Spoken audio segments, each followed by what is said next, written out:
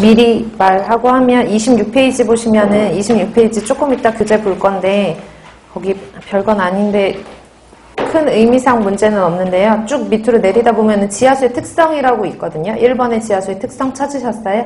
거기 밑으로 쭉 내리면 비읍, 시옷, 이응이잖아요. 나는 분명히 이응이라고 쳤는데 내 마음속에는 이응이었어요. 그래서 그거 이응으로 고치고 그 다음에 제가 이제 정오표는 계속 올려드릴 거거든요. 죄송하지만 정오표는 계속 올려드릴 테니까. 그리고 27페이지에 지하수 수직 깊이에 따른 수질 분포라고 맨 위에 보시면 표가 하나가 있어요. 거기서 황산염이랑 질산염이 소대가 바뀌었거든요.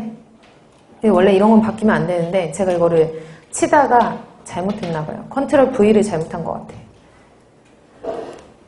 그래서 대소만 바꿔주세요. 조금 이따 제가 언급을 할 수가 없어갖고 미리 조금 말씀드리고 그 다음에 거까지 그거 2개 죄송합니다를 수백 번 할 것 같은데 어쨌든 죄송합니다. 바로 시작할게요. 네, 그래서 시작할게요.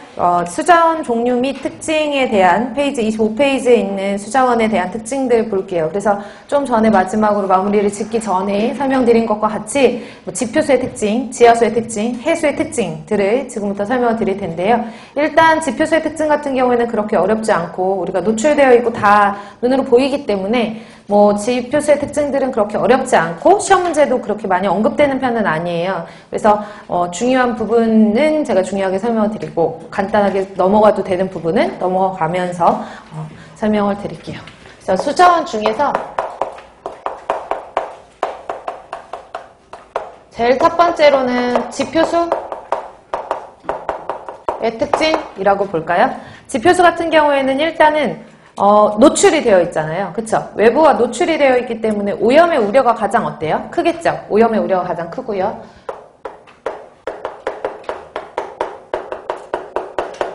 그리고 노출이 되어 있으니까 비가 오면 직접적으로 지하수는 스며들어야 지하수가 만들어지는데 얘네들은 스며들지 않은 상태에서 그냥 노출이 되어 있으니까 비가 많이 오면은 지표수의 양이 갑자기 많아지고 비가 적게 오면 지표수의 양이 적어지잖아요. 그러니까 수량 변화가 어때요? 되게 큰 폭이에요. 수량 변화가 크고 수온 변화는 어때요? 수온 변화도 큰 편이겠죠. 그쵸? 그래서 수량 변화나 수온 변화나 수질 변화도 크죠. 왜냐하면 누군가가 오염물질을 버리면 가장 그 오염에 가장 노출이 제일 많이 되어 있으니까. 그래서 오염의 우려가 큰 만큼 수질 변화도 크고 다른 수자원에 비해서 그다음에 수량 변화도 크고 그다음에 수온 변화가 커요. 우리가 이 지표수의 특징들을 비교를 할 때 누구랑 비교를 하냐면 지하수랑 비교를 많이 하거든요. 그러니까 상대적으로 지하수에 비해서 이렇게 비교를 해 놓으시면 되는 거고요. 그 다음에 지표수 같은 경우에는 지하수에 비해서 지하수 두 가지를 비교를 했을 때 지하수는 땅 아래 존재하는 물이니까 산소랑 잘 접할 수가 없잖아요. 상대적으로. 근데 지표수 같은 경우에는 산소랑 공기랑 접하고 있으니까 거의 대부분의 물질들이 산화되어 있는 상태로 존재를 한단 말이에요. 그래서 산화되어 있는 상태로 존재를 한다. 그러면 상대적으로 지하수는 지표수에 비해서 환원 상태라고 보시면 되는데 조금 이따 지하수를 보시면 또 지하수 중에서도 땅에 가까이 있는 윗부분에 있는 지하수가 있고 아랫부분에 있는 지하수가 있거든요. 이 두 개를 상대적으로 비교하면 윗부분에 있는 게 산화 상태를 얘기를 하는 거고 아랫부분에 있는 거는 환원 상태라고 얘기를 하는 거니까 누구와 비교하는지에 따라서 상태는 달라지는 거다라고 알아두시면 돼요. 그리고 대량의 취수가 양은 그래도 대표적 많기 때문에 대량 취수가 가능하겠죠? 그래서 대량 취수가 가능하다. 지표수의 가장 대표적인 게 하천수와 호소수잖아요. 그쵸? 하천수와 호소수 보시면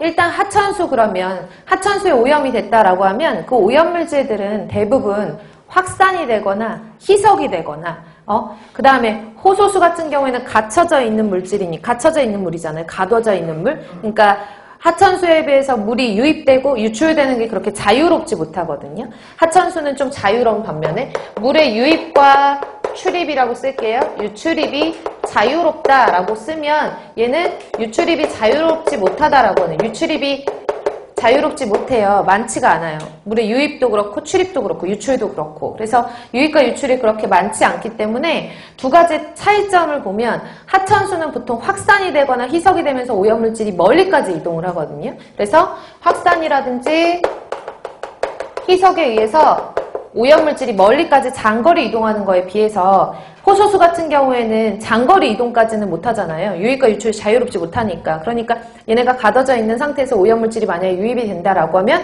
가둬져 있는 물의 특성상 이렇게 침전에 의한 자정이 잘 일어나는 편이에요. 하천에 비해서 상대적으로 침전에 의한 자정이 일어난다. 자정이란 말이 이제 뒤에서 하천수를 수질 관리를 어떻게 해야 되는지, 호소수를 수질 관리를 어떻게 해야 되는지, 뭐 해수를 수질 관리를 어떻게 해야 되는지가 나오는데 거기서 제일 많이 나오는 말이 자정이란 말이거든요. 스스로 자자를 써가지고 스스로 깨끗해지려는 능력을 우리가 자정이라는 말을 쓰는 거예요. 그래서 뭐 자연적으로 우리가 수질 오염이라는 걸 배우기 전에 자연은요, 자연의 상태는 오염물질이 어느 정도 자연에서 발생하는 오염물질은 자연적으로 정화를 할 수 있어요. 예를 들어서 뭐 동물들이, 그냥 자연에서 살고 있는 동물들이 강원도 저기 산골짜기에서 똥 싸고 오줌 쌌어요. 걔네들이 하천 주변에다 똥 싸고 오줌 싼다 하더라도 그 하천은 스스로 그 물질들을 분해할 수 있는 스스로의 능력을 가지고 있단 말이죠. 근데 왜 오염이라는 말을 쓰느냐? 자정작용을 할 수 있는 능력치는 한계가 있는데 그 능력치 이상으로 사람들이 인위적으로 오염물질을 버리기 때문에 스스로 정화를 하더라도 그 한계치를 넘어선 거죠. 그러니까 우리가 오염이란 말을 쓰는 거거든요. 이해 가시죠? 그런 것들은 수질뿐만 아니라 수질, 대기, 토양 다 모든 환경에서 다 공통으로 사용될 수 있는 용어라고 보시면 돼요. 그러면 자정이라는 말을 썼을 때 자정이라는 단어는 우리가 크게 세 가지로 구분을 할 수가 있는데요. 물이라는 것은 물리적으로 자정이 일어날 수 있어요. 예를 들어서 침전이 되거나 확산이 되거나 뭐 희석이 되거나 이런 것들도 물리적으로 자정의 한 일종이라고 보시면 되거든요. 걸러지거나 이런 것들. 그리고 화학적으로 얘네들의 화학 반응으로 인해서 스스로 이제 깨끗해지는 그런 자정작용도 있어요. 물론 적긴 하지만 그래서 그냥 완벽한 화학적은 아니에요. 왜냐하면 완벽한 화학적이라는 거는 약품을 썼다라는 건데 약품을 쓰는 건 자정이 아니잖아요. 그러니까 이거는 이제 물리화학적이라는 말을 이렇게 두 개를 짬뽕을 해가지고 물리화학적인 자정이 일어나고요. 그 다음에 마지막이 생물학적인 자정이에요. 그러니까 생물학적인 자정이라는 얘기는 미생물을 이용을 하는 건데 이 미생물 중에서는 호기성 미생물하고 혐기성 미생물로 가장 구분을 많이 하거든요. 그러면 호기성 미생물, 혐기성 미생물로 구분을 하면 좀 쉽게 말씀드리면 호기성 미생물하고 혐기성 미생물들은 얘네들한테는 오염물질이 밥인 거예요. 그러니까 밥이 들어오면은 호기성 미생물들은 이거 밥을 먹으면서 자기네들이 증식을 하고 점점점